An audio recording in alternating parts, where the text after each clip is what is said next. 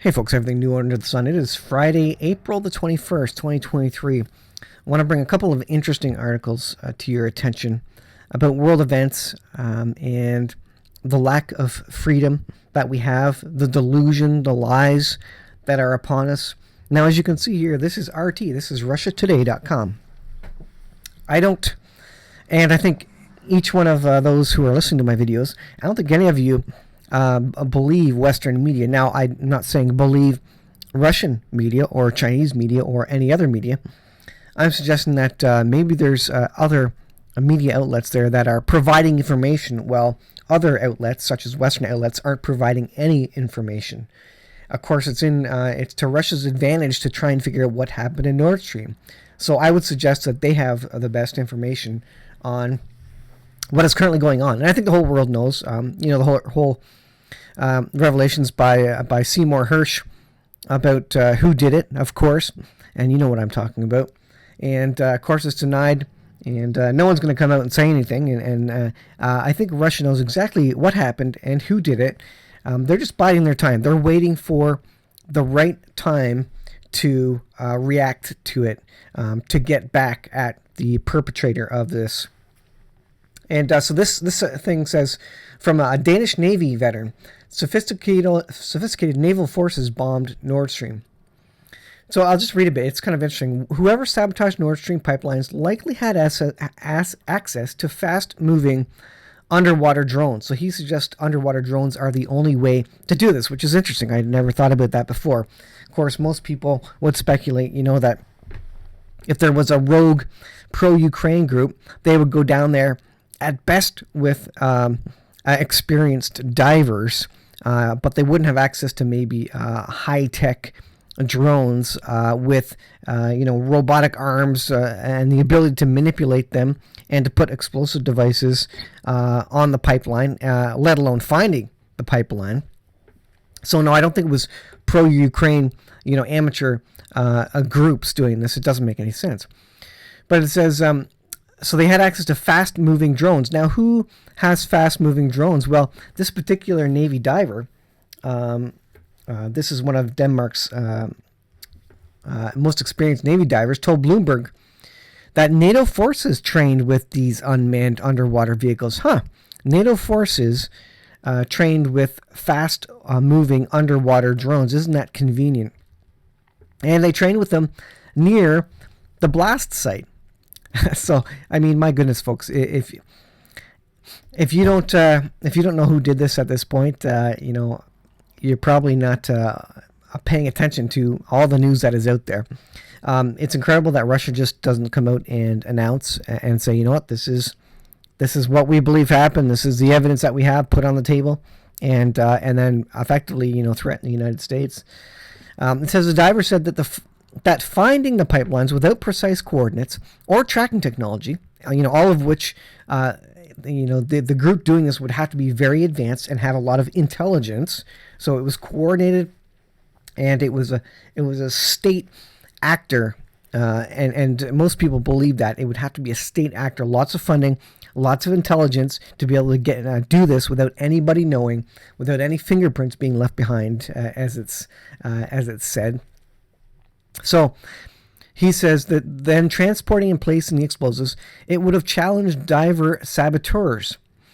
The diver estimates the operation, including safe ascent, so including the ability to get up to the surface safely, because they have to go slowly and it's very deep, would have taken an individual diver several hours. So they would have to do this in the dark with no one noticing, with a ship around, several hours.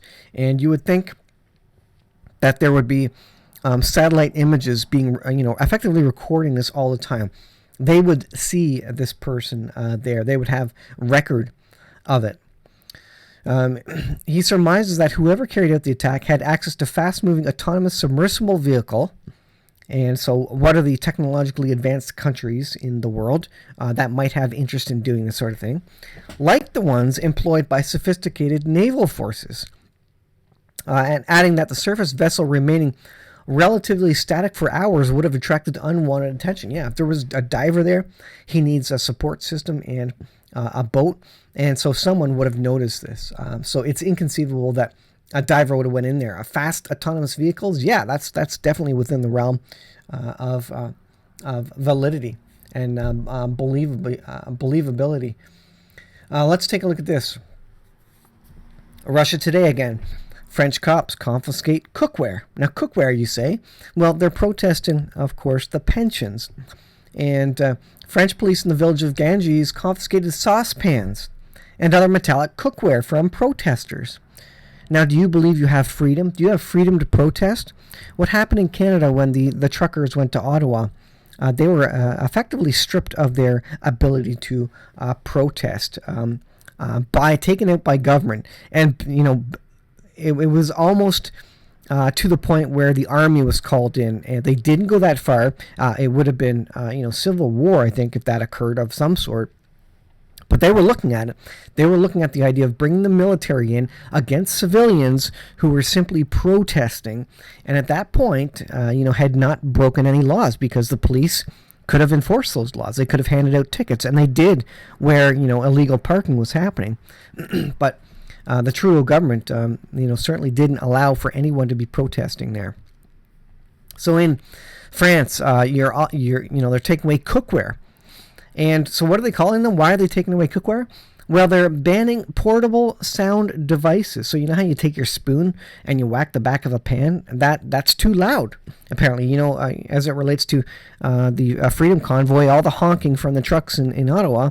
Well, the people in France are protesting with pots and pans. And the government is banning that because it's too loud. This is inconceivable. If you ever thought in a world where there would be banning pots and pans, my goodness, let alone, people coming with pitchforks, shovels and pitchforks, they come with pots and pans, and the government bans those and outlaws those. It's incredible. We have no freedom anymore, people. When was the last time you drove your car without insurance, without a license plate? You can't do there's not much you can do these days where the government doesn't have some law, some requirement. You can't ride a bicycle without a helmet legally anymore. So are you free when you can't ride a bicycle without a helmet? In the name of public safety and all these things? And when you have to, you can never own land, because the king, the prime minister or the country of Canada owns the land, because you always have to pay property tax. There is no end to property tax, even if you paid your mortgage. So do you own that land? No, you're perpetually renting it from the government at that point. We don't own anything, and we are not free anymore. There's no country in the world that I'm aware of where you can be free and be left alone.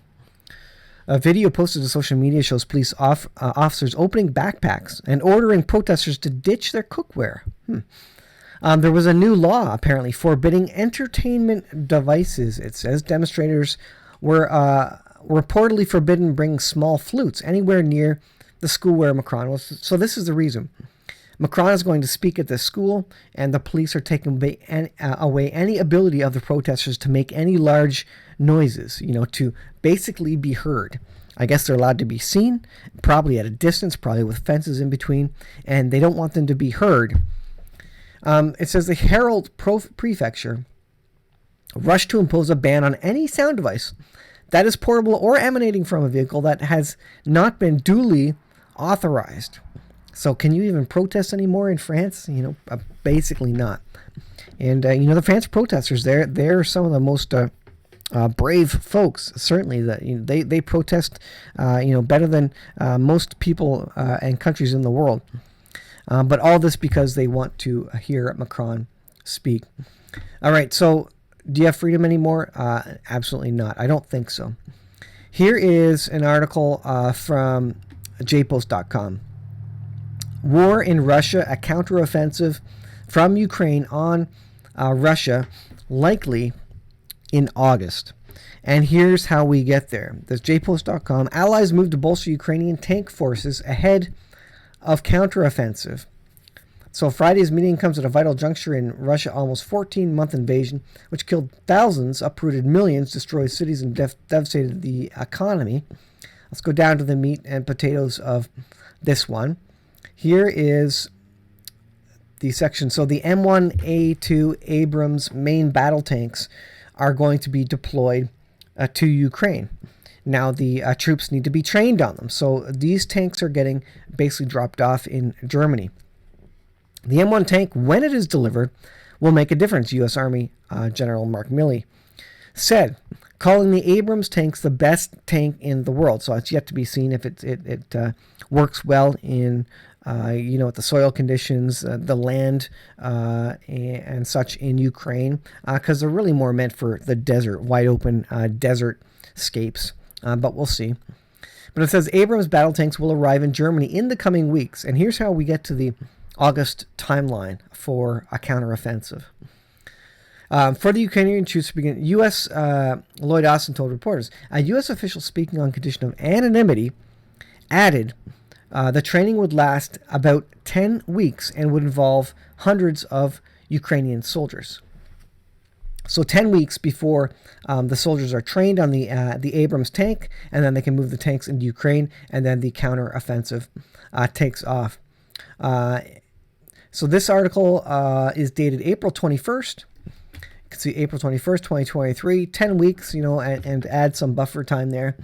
You're talking about 3 months, and so you're talking about, the beginning of August for a counteroffensive. And that's what it appears to be, with U.S. tanks on the ground, with U.S. air defenses, with U.S. aircraft, with U.S. missiles, with U.S. weapons and ammunition. So, everything will be on the ground. Even the speculation is that the Ukrainians won't be able to fix these tanks, so they're going to have U.S. technical personnel and mechanics effectively on the ground to repair these tanks and to keep them going. And huge fuel depots, because these go through a lot of fuel. When these are on the ground, effectively it will be everything, all American hardware and American troops on the ground, maybe not fighting, but certainly supporting the fuel delivery and the maintenance of these tanks. And at that point, can you argue anymore that the U.S. is directly fighting Russia? I don't think anybody has argued that for a little while, but they're still, the whole idea of plausible deniability and no direct involvement by U.S. Citizens on the ground as foot soldiers, at least formally. So, folks, could this kick off in August? Are they waiting for the ground to be dry and then a great offensive to occur? I'm of the opinion, as are some others, that the first strike will come by way of cyber attacks or electromagnetic pulse, or both. Now, I read an article yesterday about China and the invasion of Taiwan, and the first thing they would do would be a massive cyber attack on the United States. That's the easiest and cheapest for them to do, and it doesn't kill anybody, and there's plausible deniability, which means they can do it very, very easily, and like I say, cheaply, to hamper a U.S. offensive or support of Taiwan, because they'd be dealing with their own, cyber attacks. And folks, you haven't seen anything yet. You have no idea what a coordinated, professional, country-to-country cyber attack looks like. Everything we see now, these little ransomware attacks, and an airline here down there, and a gasoline depot down over there, and maybe a fire on the other side of the country. You ain't seen nothing yet. When they actually try to take the country out with cyber attacks, look out. Everything is going down, folks. And this is what you need to be prepared for. I think Southern Prepper 1 sees this coming. I think Canadian Prepper sees this coming. There's no going back now. Countries are against us. People are actively talking about the demise of the U.S. dollar as a world reserve currency. And ultimately, if the currency goes down, then they will not be a superpower. And then it will be Russia and China vying for superpower status after that, and effectively a new world order. So all those calling for a new world order will absolutely get that. They will get what they wish. So August 1st looks to be the timeline to me for this. And if this is their timeline for counteroffensive, look for something to happen from Russia and China before that, because they're not going to let the U.S. get ready. They know these timelines. They know that U.S. is training in Germany the Ukrainians to drive these tanks. That means what they will do will come out, a week, 2 weeks, a month ahead of anything we're doing. So, and this timeline may be stretched out as well.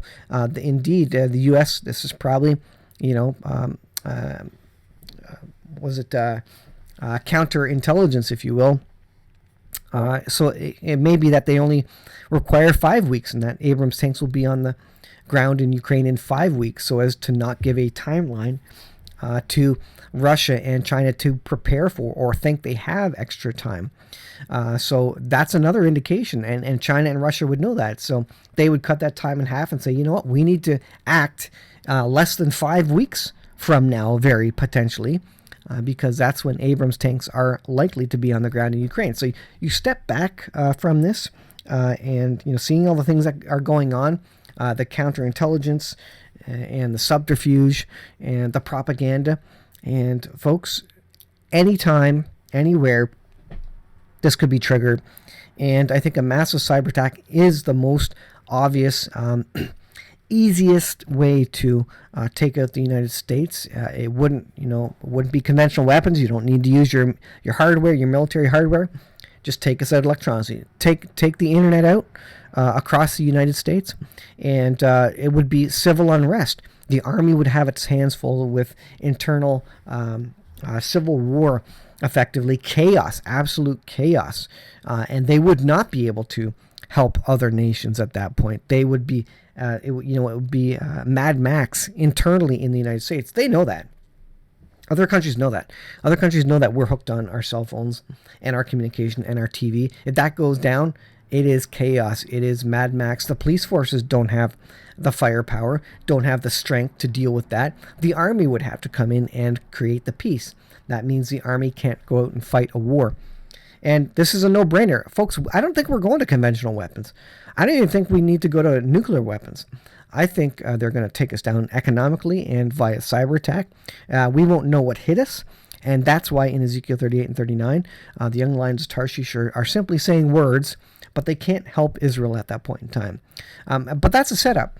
That's so that that Israel returns to the Lord and calls out on God and asks him for help instead of asking other humans for help in the way of the United States or whomever it may be. They will put their faith in God once again when no other people come to their rescue during those periods in the last days. I'll leave it there, guys. Thanks for watching. Be prepared. This could go down at any time. We'll see you in the next video.